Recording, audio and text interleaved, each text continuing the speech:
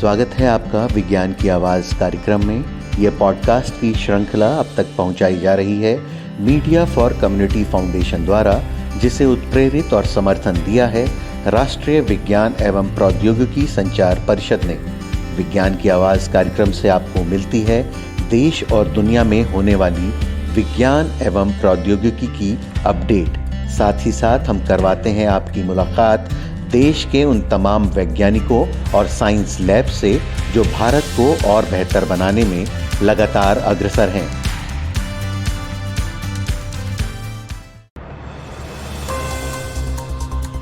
आज के top science update. Doctor Jitendra Singh ने नई दिल्ली में 6 विज्ञान मंत्रालयों और विभागों की संयुक्त बैठक में 21 से 24 जनवरी 2023 तक होने वाले IISF की तैयारियों की समीक्षा की।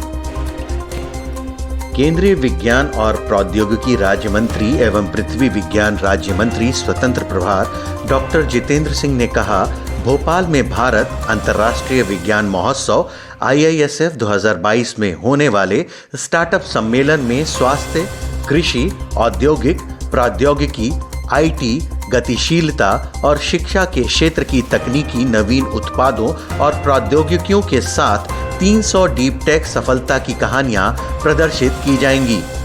CSIR, पृथ्वी विज्ञान, अंतरिक्ष और परमाणु ऊर्जा सहित 6 विज्ञान मंत्रालयों और विभागों की संयुक्त बैठक में डॉक्टर जितेंद्र सिंह ने 21 से 24 जनवरी 2023 तक आयोजित होने वाले IISF भोपाल की तैयारियों की समीक्षा की और एकीकृत स्टार्टअप और एकीकृत अनुसंधान एवं विकास पर बल दिया।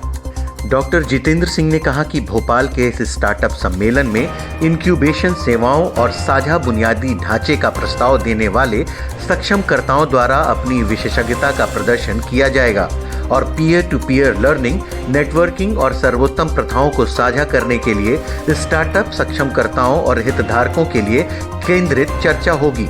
उन्होंने कहा कि स्टार्टअप बनाने और स्टार्टअप इंडिया के अंतर्गत सक्षम अवसरों का लाभ उठाने के लिए उचित मार्गदर्शन भी कार्यक्रम स्थल पर प्रदान किया जाएगा। इस बैठक में भारत सरकार के प्रधान वैज्ञानिक सलाहकार, सचिव DST, अंतरिक्ष विभाग के सचिव, पृथ्वी विज्ञान मंत्रालय के सचिव, जैव प्रौद्योगिकी विभाग के सचिव, DSIR के सचिव और अन्य विज्ञान विभागों के प्रतिनिधियों और वरिष्ठ अधिकारियों ने भाग लिया। इलेक्ट्रॉनिक्स और सूचना प्रौद्योगिकी मंत्रालय के सचिव ने जलीय इकोसिस्टम में अंतःस्रावी इंडोक्राइन बाधक रसायन का पता लगाने को लेकर बायोसेंसिंग प्रणाली के लिए तकनीक की शुरुआत की। इलेक्ट्रॉनिक्स और सूचना प्रौद्योगिकी मंत्रालय के सचिव अल्केश कुमार शर्मा ने कोलकाता में मंत्रालय समर्थित परियोजनाओं के तहत विकसित जलीय इकोसिस्टम में अंतःस्रावी इंडोक्राइन बाधक रसायनों का पता लगाने को लेकर बायोसेंसिंग प्रणाली के लिए तकनीक की शुरुआत की। कोलकाता स्थित CDAC ने ICAR, CIFIR बराकपुर के सहयोग से कृषि और पर्यावरण में इलेक्ट्रॉनिक्स व ICT एप्लीकेशनों पर राष्ट्रीय कार्यक्रम के तहत अंतःस्रावी बाधक रसायन IDC का पता लगाने के लिए जलीय इकोसिस्टम में एक बायोसेंसिंग प्रणाली विकसित की है। इसका कार्य जल निकायों में IDC सामग्री के गुणात्मक और मात्रात्मक विश्लेषण करना है। इलेक्ट्रॉनिक एवं सूचना प्रौद्योगिकी मंत्रालय के सचिव ने वायु गुणवत्ता निगरानी प्रणाली AIAQ-MSV 1.0 के लिए प्रौद्योगिकी का शुभारंभ किया। इलेक्ट्रॉनिकी एवं सूचना प्रौद्योगिकी मंत्रालय के अल्केश कुमार शर्मा ने इलेक्ट्रॉनिकी एवं सूचना प्रौद्योगिकी मंत्रालय समर्थित विकास परियोजनाओं के अंतर्गत वायु गुणवत्ता निगरानी प्रणाली AIAQ-MSV 1.0 के लिए प्रौद्योगिकी का शुभारंभ किया। Centre for development of advance computing यानी CDAC कोलकाता ने टेक्समीन ISM धनबाद के सहयोग से कृषि और पर्यावरण में इलेक्ट्रॉनिक्स और ICT अनुप्रयोगों पर राष्ट्रीय कार्यक्रम के तहत निगरानी के लिए एक बाहरी वायु गुणवत्ता निगरानी स्टेशन विकसित किया है। इस पर्यावरण प्रदूषक में पर्यावरण के निरंतर वायु गुणवत्ता विश्लेषण के लिए PM 1.0, PM 2.5, PM 10.0, SO2, NO2, CO CO2 परिवेश का तापमान, सापेक्ष आर्द्रता आदि जैसे पैरामीटर शामिल हैं।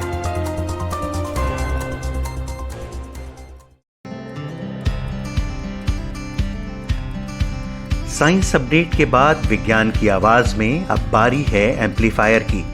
एम्पलीफायर में हम करवाते हैं आपको रूबरू विज्ञान एवं प्रौद्योगिकी के विविध क्षेत्रों में अपने अत्याधुनिक अनुसंधान एवं विकास जनाधार के लिए ज्ञात वैज्ञानिक तथा औद्योगिक अनुसंधान परिषद की राष्ट्रीय प्रयोगशालाओं से तथा भारतीय कृषि अनुसंधान परिषद की प्रयोगशालाओं से।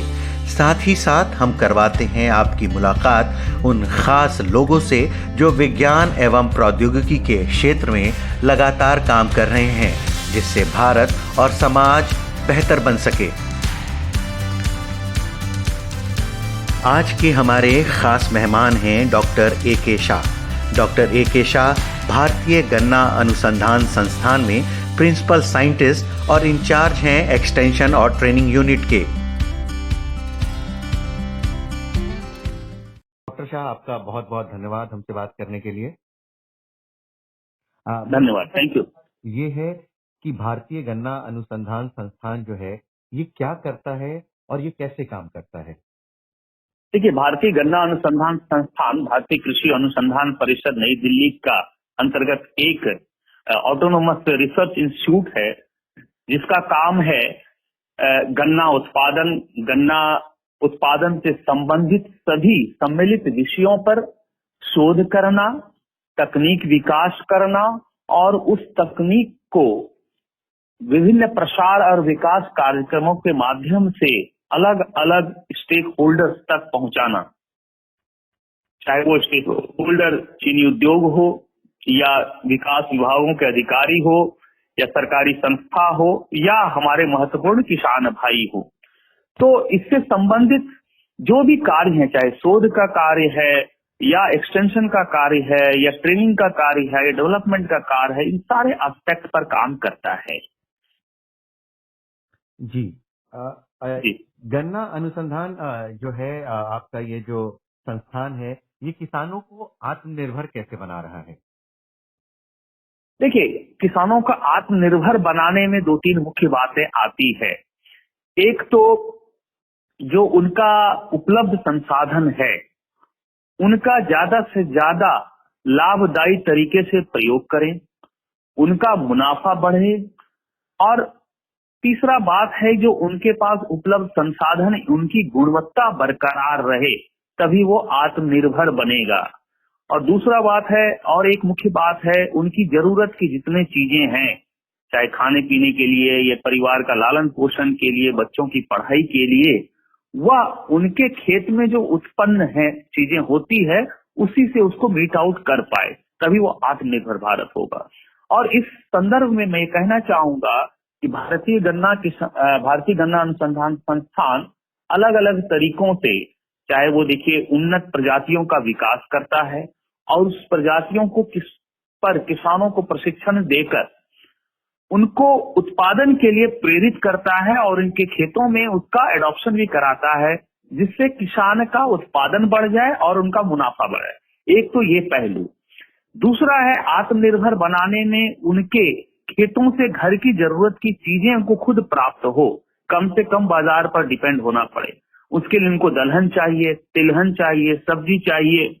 तो इसके लिए हम गन्ना के साथ अंतर फसली खेती का भी हम तकनीक विकास किए हैं और इस पर किसानों को हम प्रशिक्षित करते हैं, उनको मोटिवेट करते हैं कि गन्ना के खेत में ही गन्ना की 2 पंक्तियों में सब्जियों की फसल, दलहनी फसल, तिलहनी फसल को उगालें और उससे जो प्राप्त होता है उसके लिए अलग से उनको न खेत डालना है, ना अलग से समय लगाना है।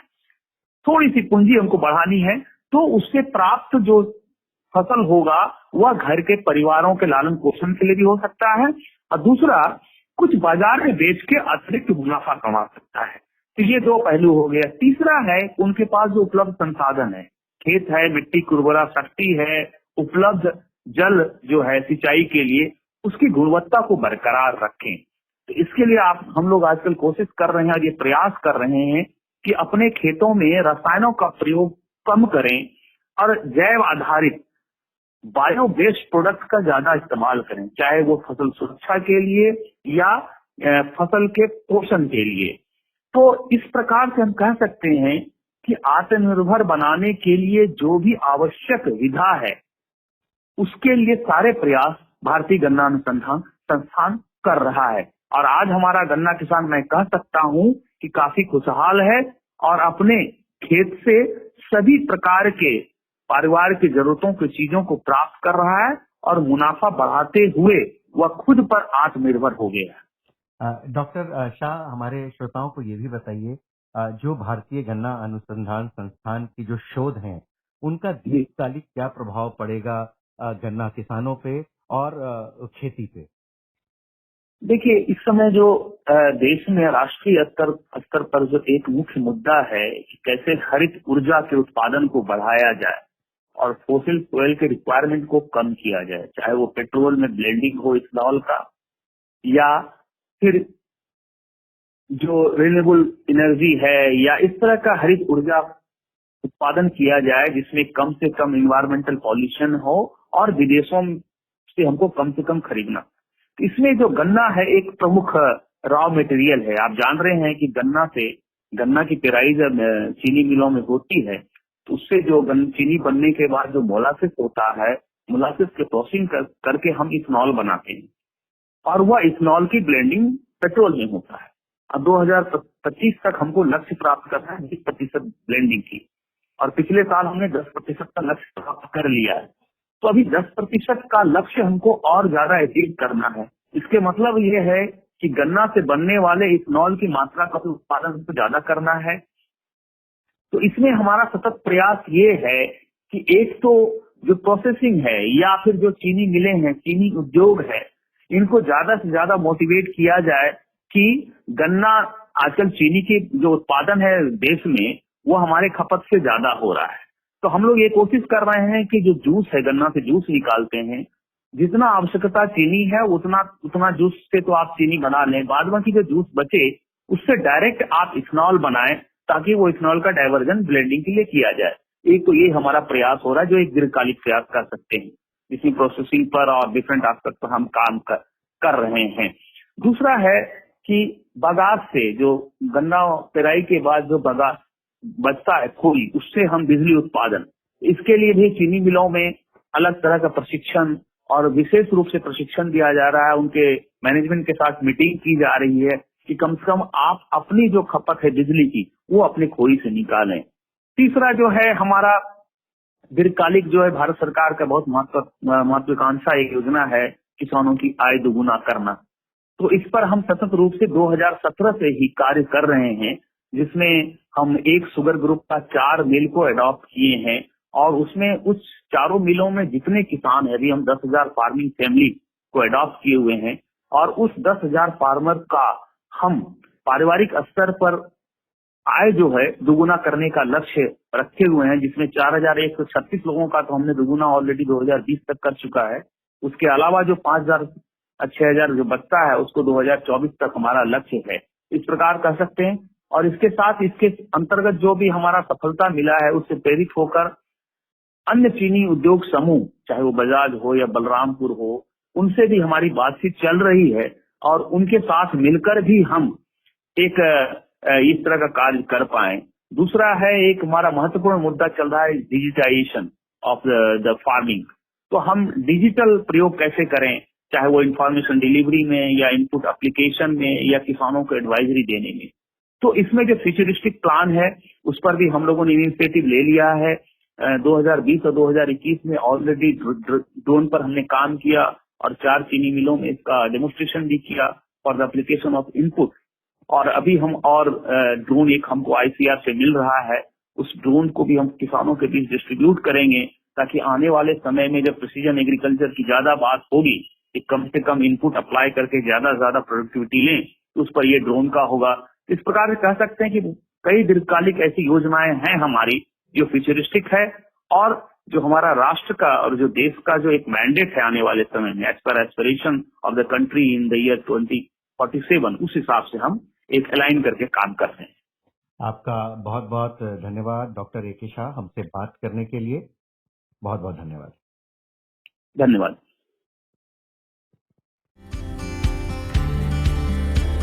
अब जाते जाते हम बताते हैं आपको बात पते की। क्या आप जानते हैं हमारे शरीर की त्वचा हमारी पूरी लाइफ में लगभग 900 बार बदलती है।